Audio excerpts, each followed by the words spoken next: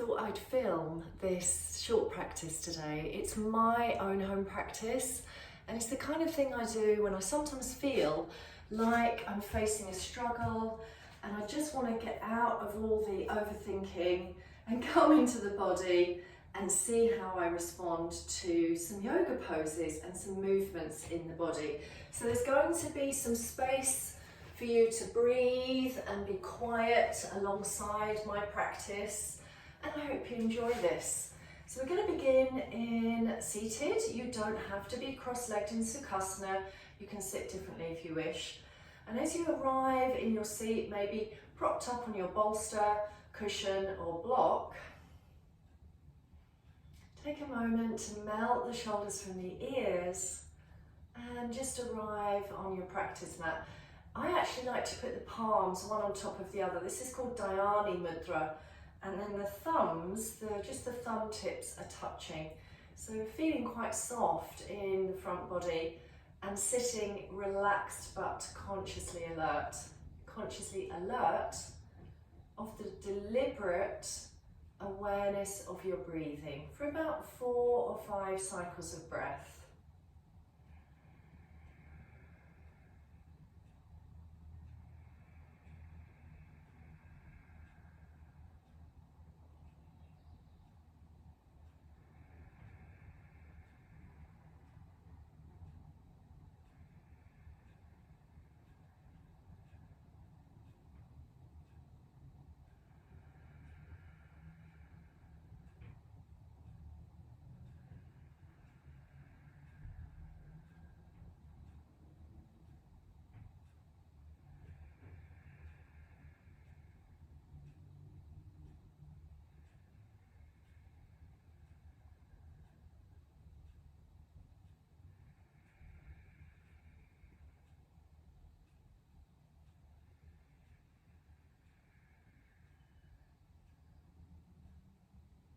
And perhaps if your eyes were closed, you may have also wanted to encourage your facial muscles to soften and the jaws to relax and to unclench your teeth. Let's bring the palms to the heart center now, and the affirmation I'm suggesting today is I am enough and this practice is enough. I am enough, this practice is enough. Lace the fingers together and let them sit comfortably behind the back of your skull, just resting the thumbs in the occiput ridge, and your elbows can be softly towards your face or they can be a little wider. And on the next exhale, direct the right elbow towards the right thigh knee. Inhaling, centering, exhaling, left elbow to left thigh or knee. And then just continue with that for a few more cycles of breath at your own rhythm and pace.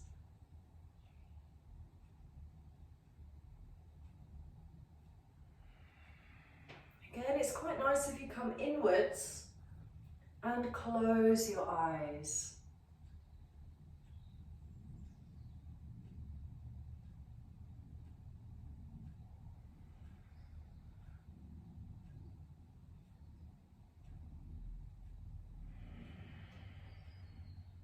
Take a pause in the middle, and if it's okay, reach the fingertips high overhead, gradually increasing the length of the arm bones, maybe turning the little fingers towards the back of your rib, easing out the ribs away from the hips, lengthening. Maybe exhaling through the mouth. Relace or reset the fingers behind the back of the skull, and now turn the body. See if you can get the right elbow towards the left knee thigh. Exhaling, inhaling, turning and or adding fold of the left elbow towards the right knee thigh. And you can also take the legs into a different position if you prefer.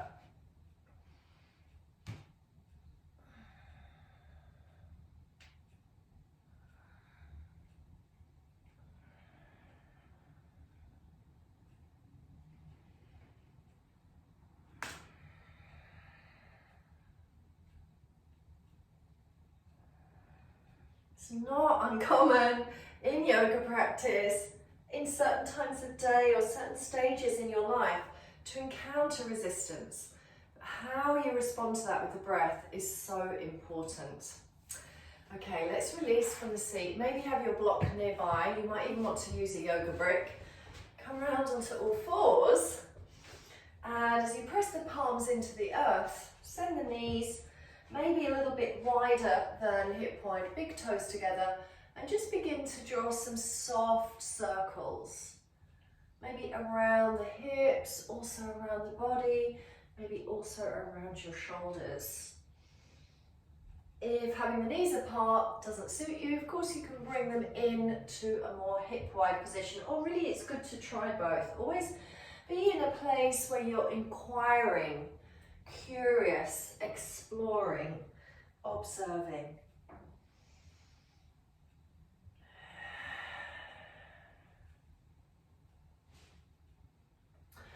You might want to bring the arms a little further forward and send the hips a little further back, and maybe even bring like an animal claw hand into the fingers. So strong for the fingers, long for the arm bones, forehead rests.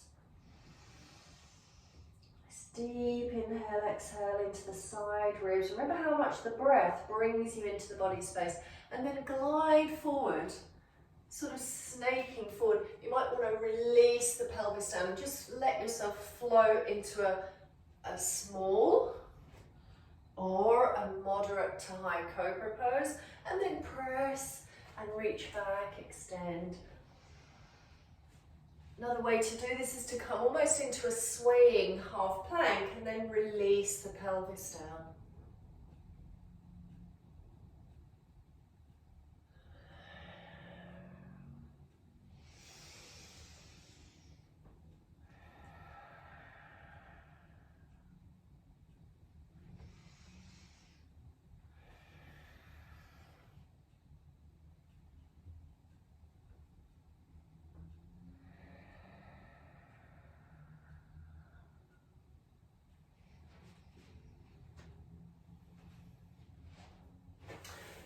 Up into high kneeling. And just extend the left arm overhead. Dip into a deep, deepening side bend. Maybe even take hold of the wrist. Draw the arm away. And then lift up and expand. I like to find plenty of time and space for the breath when I'm in my home practice. Now, maybe lace the fingers together or reach the arms behind you for chest expander or shoulder extension, arm pose. Look into the heart center, flexing the neck. And then bring the eyes forward and maybe slowly towards the sky. Maybe consider even leaning back, opening the chest.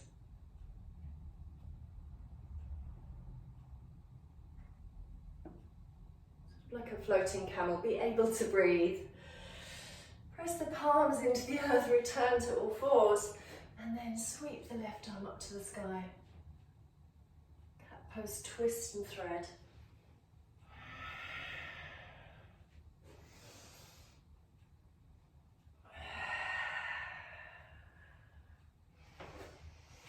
Into the other side.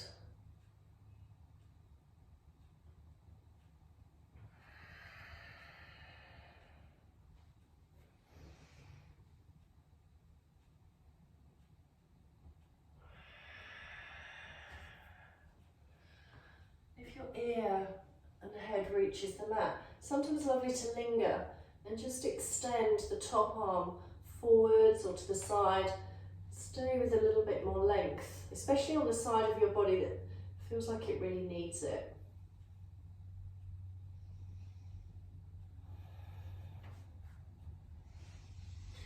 Palms into the earth. Extended child's pose. Curl the toes, lift the hips. Little soft pedaling down, face dog.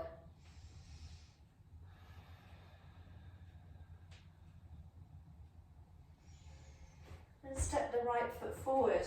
And as the left heel draws back, what I'm going to do is take hold of my block, lift the body away from the earth, and then re-enter the pose and finding Parsvottanasana. So quite grounded through both feet. Please elongate back through that left heel.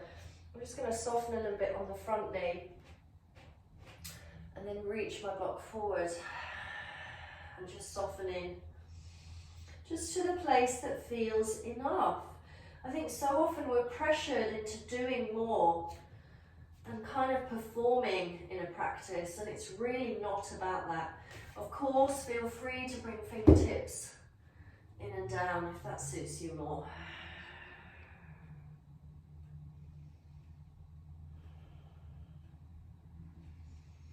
I'm going to bend into the front knee, and I'm actually going to take hold of the block, lift it up overhead, and just push it up to the sky in a lovely expression of power and strength and purpose.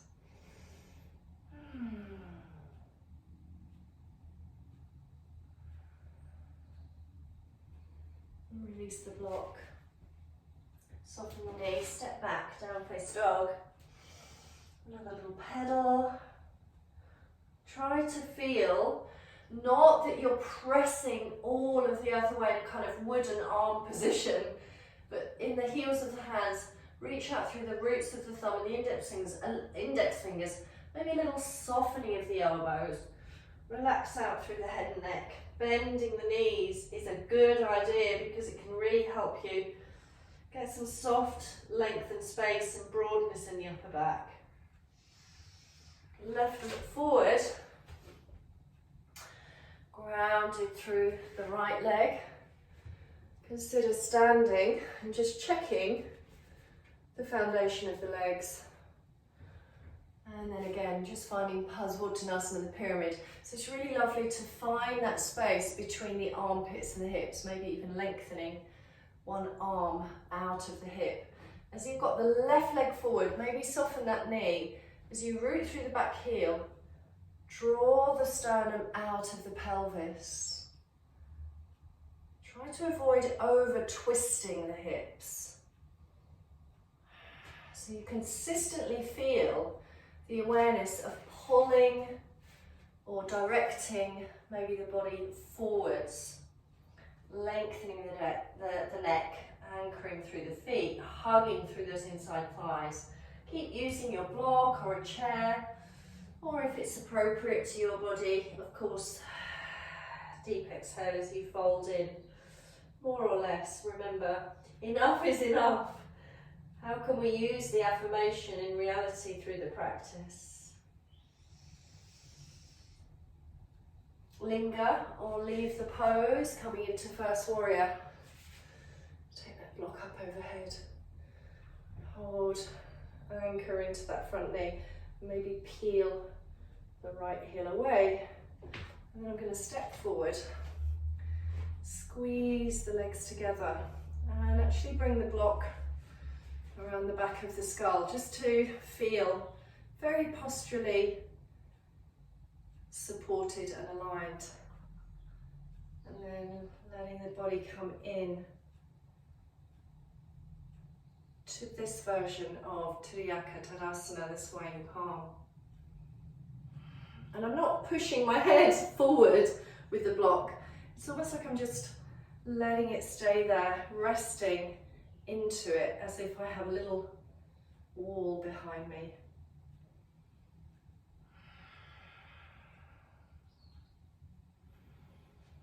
Step your feet wide. Send 10 toes forward, and here's the block ready to lengthen into Prasarita Padottanasana. Put tabletop back now, so really lift high out of your block or bricks, so you have that sternum lengthening away from the hips, and then hugging the inside thighs in. And it is quite lovely, I think, to just soften the knees a little bit and then lengthen them, softening and lengthening them.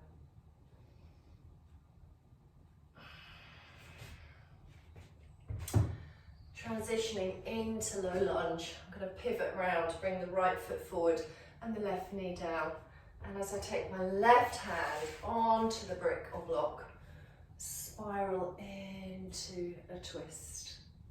Taking the arm up to the sky first of all, and then turning further and taking the right arm back towards the left heel. And at this point, if I felt like it, I could always take hold of that back foot very gently.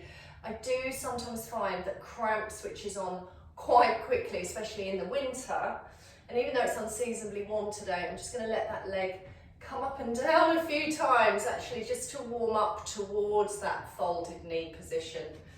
Because sometimes if you just fling it in straight away without the breath, as I say, you can get a crampy feel. Let's try again. See if I can just hook maybe the back of my trouser, take hold of the foot, and then feel that extra length coming through that front thigh. And I've been doing quite a lot of resistance workouts lately, so my muscles have changed their texture. They're feeling a little bit stiffer in places, but that's okay because that means I might be adding a bit more protection of my joints. So I'm quite fine with the changes. Let's release, take ourselves back into Prasarita Padottanasana, wide angle standing. You can take hold of the legs if you wish and fold in. Taking hold of ankles or shins or thighs, or you can stay in the more upright position. I'm going to pivot the other way, moving into Ashwasanchalasana, the low lunge. Taking the right hand onto the brick or the block, softening into the hips, rotating left arm towards the sky, inhaling, exhaling, being soft in the face. Turn more, left hand reaching towards that right foot, and then adding in again the fold of the leg, slowly, mindfully, coming into this variation if you prefer, or if you wish. Try not to let the right shoulder pop into your ear, so making any adjustments needed for a little bit more space in the chest and the pose as you find it.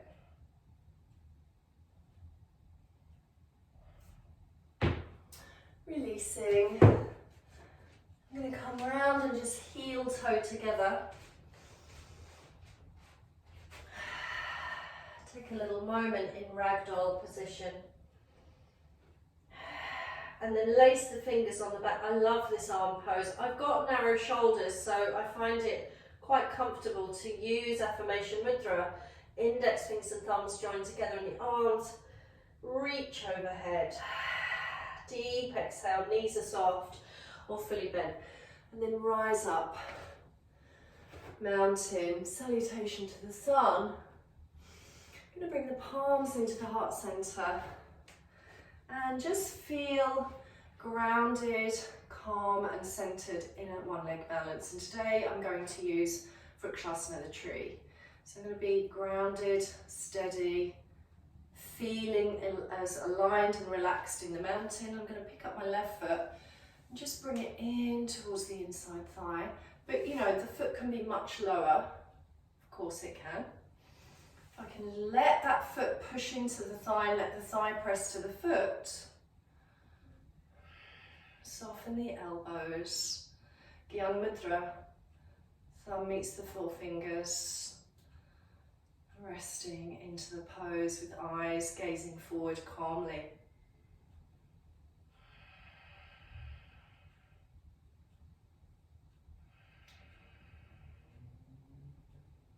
Trying not to grip the toes, and be as calm and relaxed as possible, and staying for many, many breaths, embracing those wobbles, welcoming those little moments. The ankle is kind of trying to settle in. I might have to take a little softness in the right knee, a little hug through the belly, a little hug through the glutes, but avoid bracing and gripping. How soft can you be in your tree today? Let's release, and a little pedal, let the shoulders roll.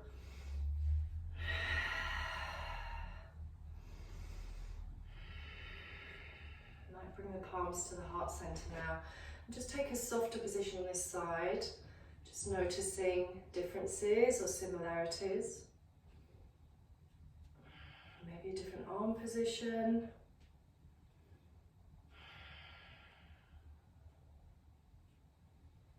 This is Shunya Mudra, palms facing up towards the sky, being open to receive your own experience of tree balance in this practice. Focusing on calm, easy breathing, steady breaths, maybe spreading the fingers from the thumbs. And then bringing the palms to lightly touch the heart center.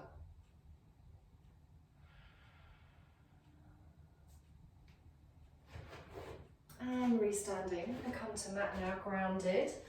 Ease down to earth. And use the block. I'm going to place the feet on the block, the outer edges of the feet, and find a soft Baddha Konasana. Sometimes I find it is quite comforting to have the feet resting on the block because it can have a lovely, pleasant impact into the low back region as you lay down. So it's not for everyone, of course, but just you decide how you want to use your props. Commonly, you'd have a brick, of course, under each outer thigh. But maybe settle the shoulders, let the chest be light. See if you can let your groins be light. When you're thinking about being enough and this practice being enough, you might not jam those soles of the feet into the perineum straight away. You might just let yourself take a bit of a journey towards. Remember that we really never ever, especially if you are a midlifer or you are, you know, like me, over 55, or more, many of my beautiful clients are, you do not want to create an unwelcome impact on those knee joints. So feel that the hips have externally rotated at the hip itself. And you can even have a gap, of course, between your feet. When you're ready and you've settled, float the arms overhead, breathing in. Pause. A few pulse beats, and then exhale and circle the arms around. Long, deep, lingering exhale. So we're using the arms to provide a breath, conscious yoga breath practice, a 3-part breath. Inhaling, floating arms, maybe for a count of 4 or 5. Pausing for a few pulse beats. And exhaling longer than the inhale.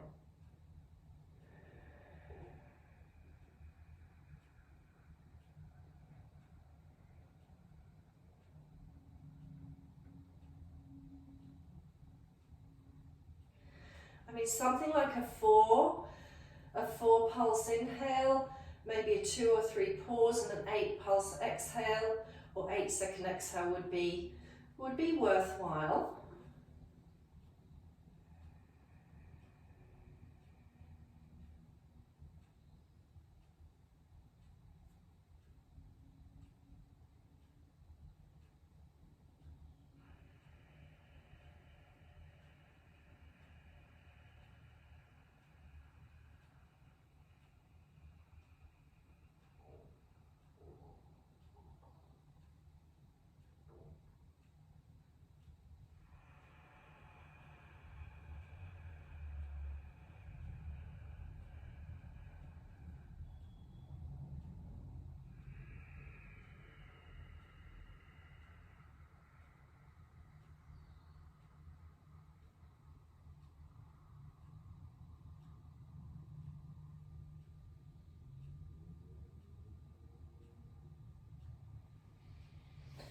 And then allowing that breath practice to finish as you draw your legs in mindfully.